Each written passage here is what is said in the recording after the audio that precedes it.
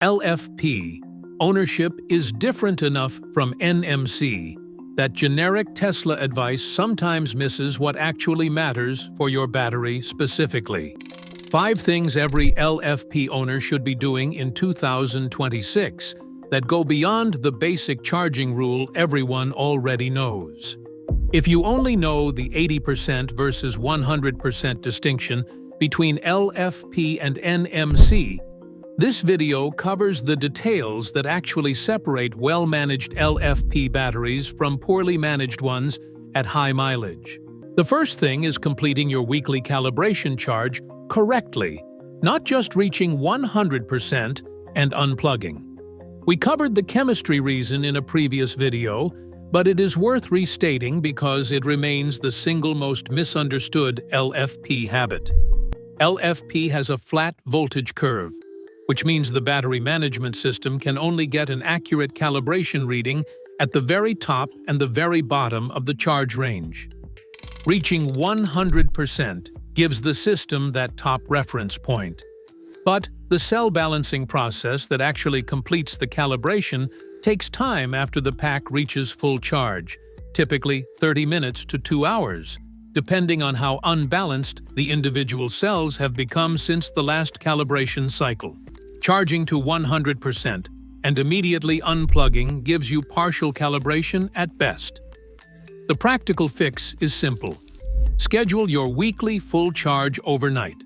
Leave the car plugged in for at least 2 hours after it reaches 100%. Then reset your daily limit back to 80% or 90% the next morning.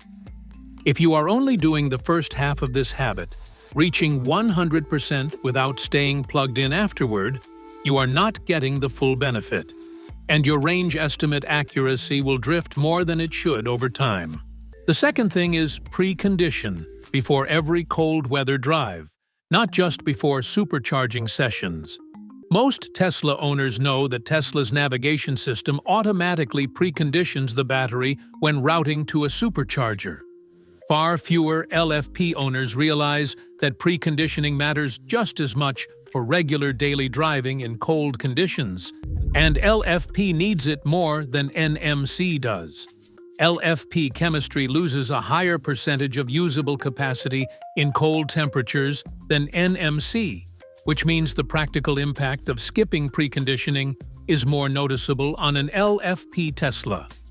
When you precondition before a regular drive, not just a supercharging trip, you are warming the battery to its optimal operating temperature before you demand power from it.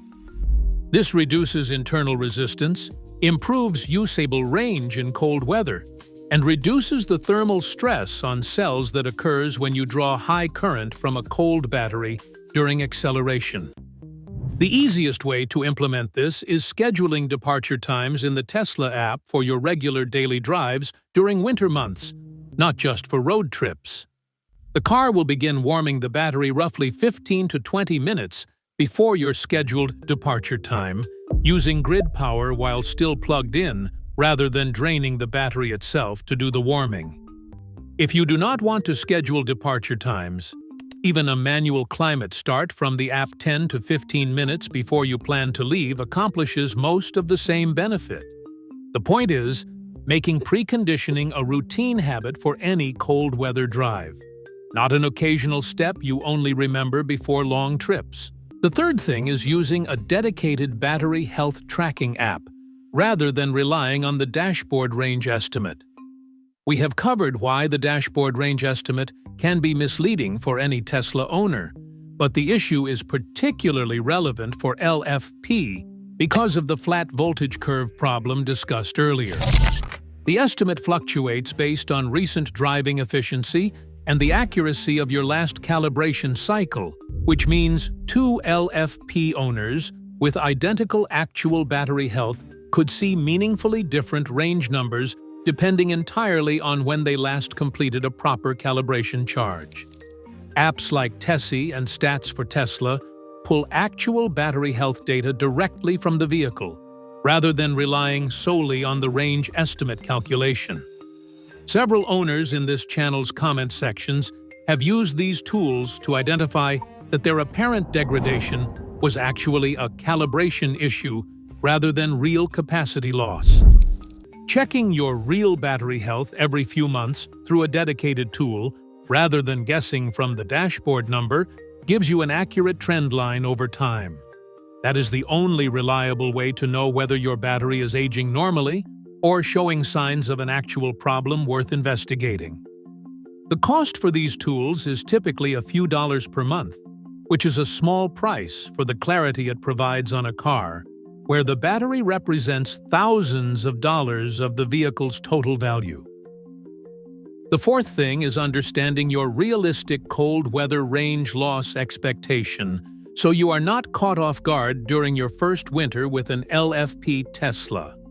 LFP batteries lose more usable capacity in cold temperatures than NMC batteries do, and new LFP owners, coming from a gas car or even from an NMC Tesla, are sometimes surprised by how significant this difference feels in daily driving.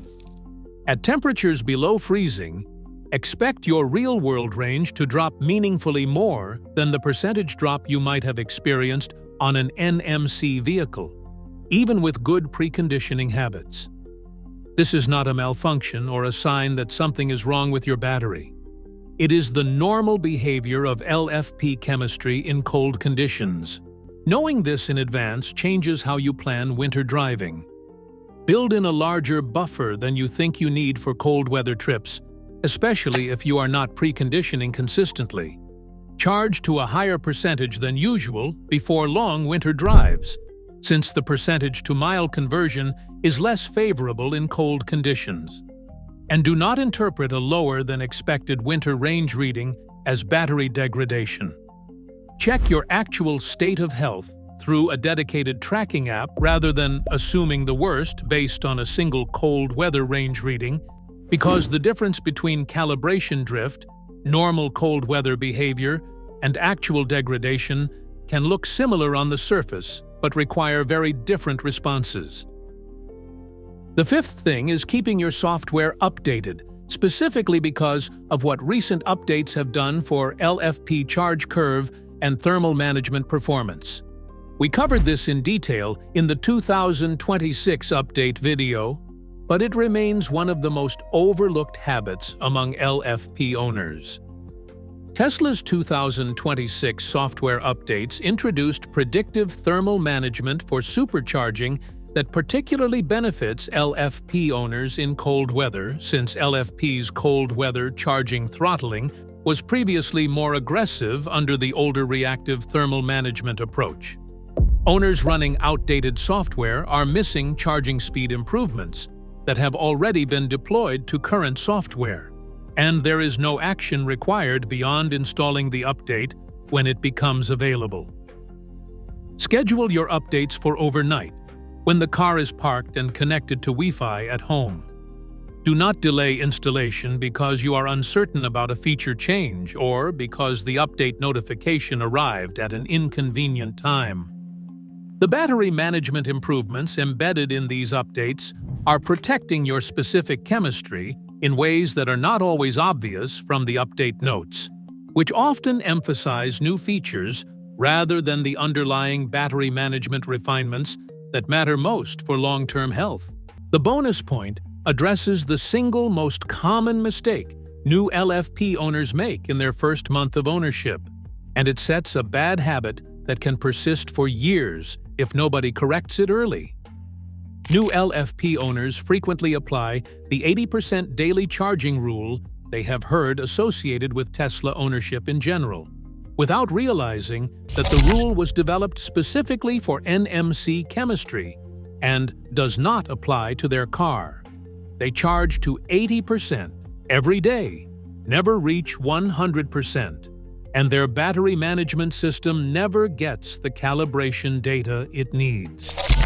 Months or years later, they notice their range estimate seems inaccurate or lower than expected, and they assume their battery is degrading faster than it should be. The actual issue is years of accumulated calibration drift from never completing a proper full charge cycle. If you just bought your first LFP Tesla, The single most important habit to establish in your first week of ownership is the weekly 100% calibration charge described in the first point of this video. Get that habit established immediately rather than defaulting to generic Tesla advice that was written with NMC chemistry in mind. If you are an LFP owner and you have a habit or tip that has worked well for your specific car, drop it in the comments. And if you want to keep getting practical Tesla ownership advice like this, hit subscribe. I will see you in the next one.